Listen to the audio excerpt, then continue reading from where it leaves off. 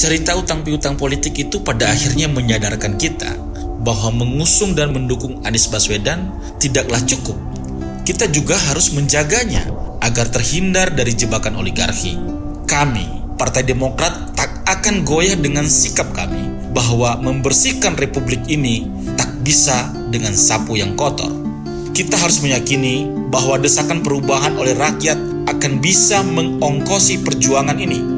Kita antarkan Anies Baswedan sebagai presiden tanpa pat gulipat dengan para pengijon yang menjadi sumber malapetaka. Itulah sebabnya kami mengajukan Mas Agus Harimurti Yudhoyono untuk mendampingi Anies sebagai cawapres. Ini bukan tanpa alasan dan bukan pula keinginan yang membabi buta. Kami terbuka dengan argumen. Jika ada sosok lain yang lebih baik, kami siap mendukungnya. Tapi hingga saat ini, AHY lah sosok yang tepat itu.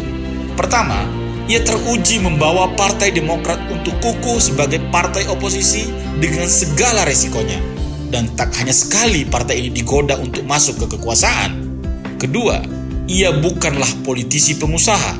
Sekalipun ia pernah berada di rumah kekuasaan, ia tak menggunakan itu untuk menumpuk kekayaan.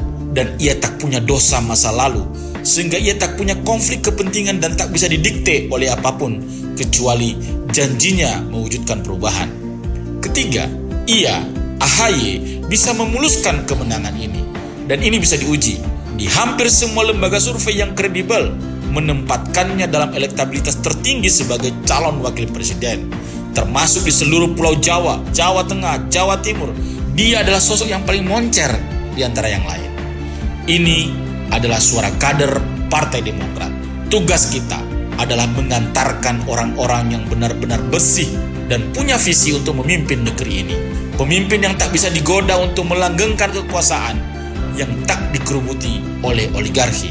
Ini adalah masa kritis, to be or not to be.